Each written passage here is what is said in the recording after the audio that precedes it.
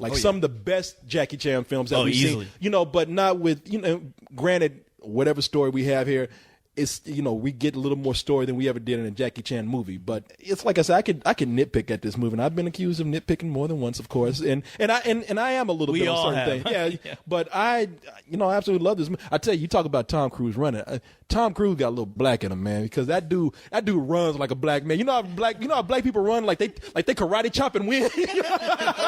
That dude running.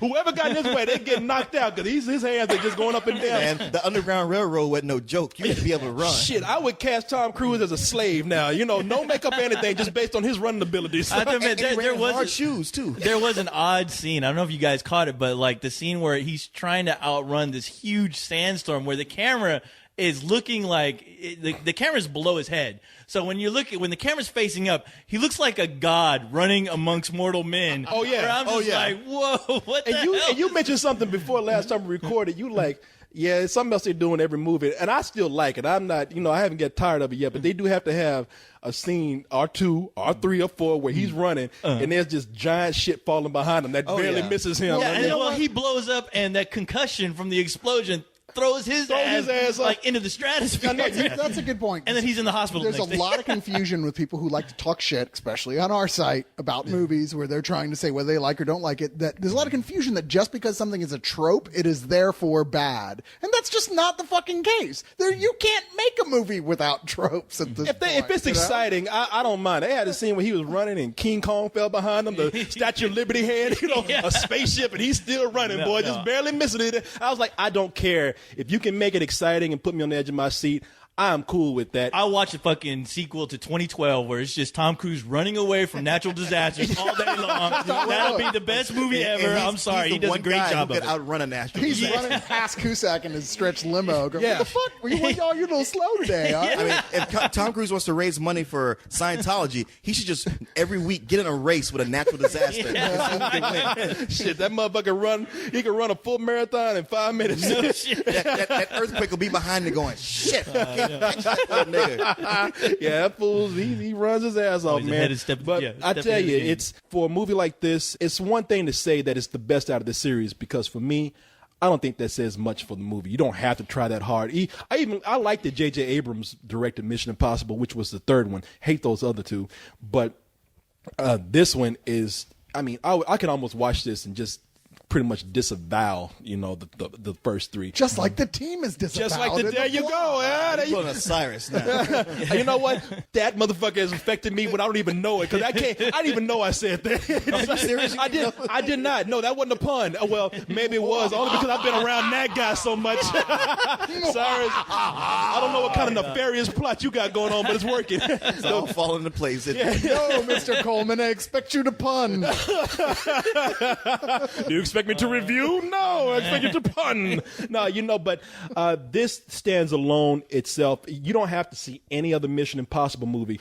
And if you really want to see a major kick-ass action film that has just a great combination of, like I said, not only CG effects, but just wonderful stunts and just great camaraderie among the team. Good comedy. Simon Pegg, I got to give him credit, man, for just, you know, bringing it in right at the right moment. It's not just him. You know, the movie's pacing is done so well that when you need to, like, just lighten it up a little bit. You need to breathe. You got Simon Pegg there. He's, what would you call him? Comic relief. Well, he's comic relief, but what's his role in the team? He's Well, like he's a the technical- tech specialist. Yeah, You know, computer nerd. he's the guy on the computer all the time. He's the guy they all hate, because it's like, man, I just got through getting my ass beat. I just got through almost fall off a building. You still on that fucking computer right there. It's like, hey, man, I can't help it. I'm the smart one. Yeah, I love the look Tom Cruise was giving him throughout the entire movie. Like, how in the fuck did you get in my movie again? Who are you? Who are you? And who's your friends? Yeah. Hey, should you be fighting zombies or something? Yeah. No, just, you know, sum it all up. I mean, it is just a wonderful action film. It's one of those few action films that you really can say, I'm going to toss logic out. I'm going to go in here with no heavy expectations except to just enjoy myself and this ride that this movie carries me on. Really, it's almost up there with just enjoyment-wise is one of my favorite movies of the year. So yeah, I give this. It has problems, so I can't go full sex. But you know, damn, very, very. And I wouldn't even think about it. I mean, the story in here, you take everything away, I'm gonna tell you, it's shit. But it's so much fun. I give it just a major full price. Yeah, I'm not with that whole throw logic away and turn my brain off thing. Except maybe this time. Okay, I'm about to say, you calling me stupid? You know, most people call me dumb, man. It's funny to talk about Simon Pegg as comic relief, because you think of comic relief as being somebody like Kim Jong, who's just there to make jokes. And that's not what Simon Pegg does. He is a competent member of the team who actually says things that, you're thinking like you want that guy to kind of lighten things up. And yeah, he's one of the most developed. Everybody on the team is really developed. Probably my bigger disappointment is that there wasn't more with Tom Cruise. Like, his character just didn't have that much more personality. But you know what? So fuck it. So what? I mean, I talk about how there's a bunch of great set pieces strung together, but they are great set pieces. Like bringing in that sandstorm. That was amazing. It was amazing. Yeah. And the views of the cities of Mumbai and Dubai and Oba, but Omar. yeah, but Bye bye. but it's gorgeous, and the action sequences are great. And like I said, like that last 30 minutes, man, it all comes together so well on the edge of your seat. That chase sequence between Ethan Hunt and the villain, which is like something out of a Popeye cartoon when he's sleepwalking in a construction site almost. They're just playing keep away with a briefcase. I was like, it had me on the edge of my seat that whole time. I was like, wow, I don't remember last time I enjoyed myself this much watching a film. Yeah. I saw you enjoy it. Yeah. I mean, up until that point, I was thinking like, it's kind of a matinee for me. It's good and bad. But from that point on, I was like, nope, it registered as a full price. Well, this is one of these ones I was sold all the way through, and maybe it's because I was such a lifelong fan of Bond. Well, I mean, literally lifelong. Growing up, like when I was 10, I had watched all the Connery films already multiple times. Like, yes, James Bond. Mom, can I be James Bond? Mom, did you ever have sex with Sean Connery?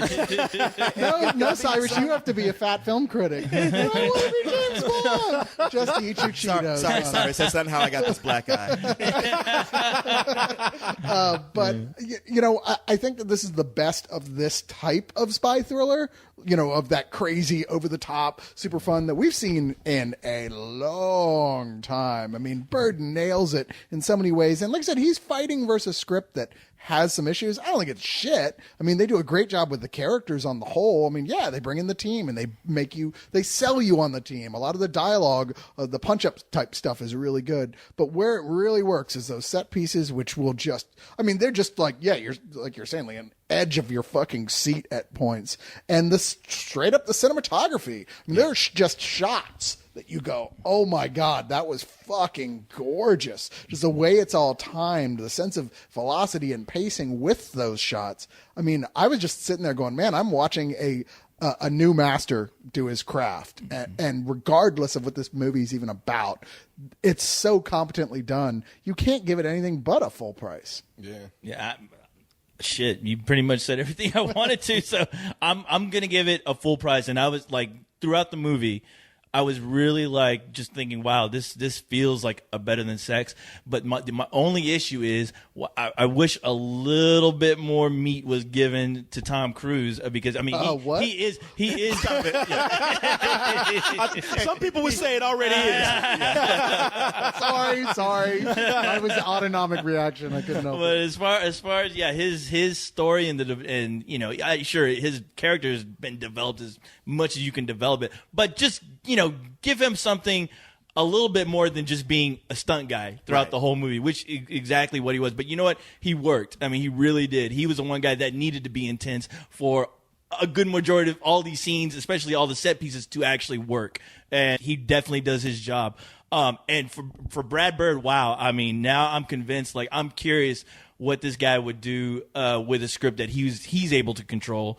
And, because I could tell watching the movie, I'm like, wow, I can see this guy's really like fighting what he can't really get down on paper. He's going to make up for it in set pieces, which he does magnificently. I mean, watching this film was like, wow, this is about as amazing of a feeling I get when I'm watching a Christopher Nolan movie, where it's like a guy who really knows how to command the camera, command his actors when they're doing scenes, and he delivers on all fronts. And I mean, this movie is probably the most exciting movie I've seen in the longest time. I'm shocked that it's not an actual summer movie, because thinking about that thinking too. about the past summer, this is the movie I was really waiting for the longest time that I was never handed during the summer.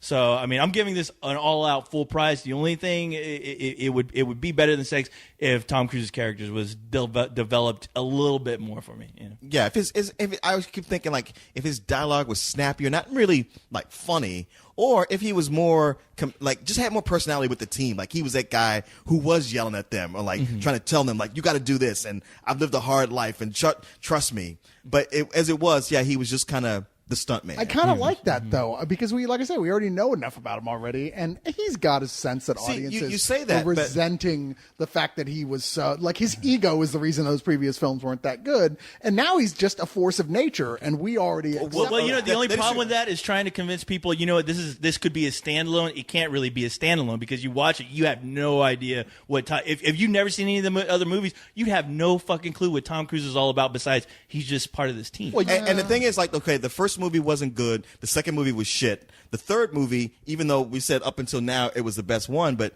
I've really forgotten that third movie.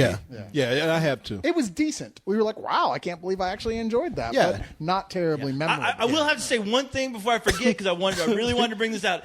There is a point where you almost have to see the movie before because Ving Rhames comes out of the fucking blue That's true. for no reason, just hanging out having a beer, and you're like, I'm sure anyone who didn't see the last movie was like, Why what the is fuck is that Ving guy- Rhames doing here, hanging out with Tom Cruise? And there's a point in the movie where he even told them, he's like, yeah, man, well, y'all all off doing y'all's missions. I was off in the ocean fighting piranhas and everything. I was killing zombies I was and all killing kinds of piranhas, crazy but, shit. you know. Zombies. But I'm back now, baby. I'm ready. I'm ready for what I want to do.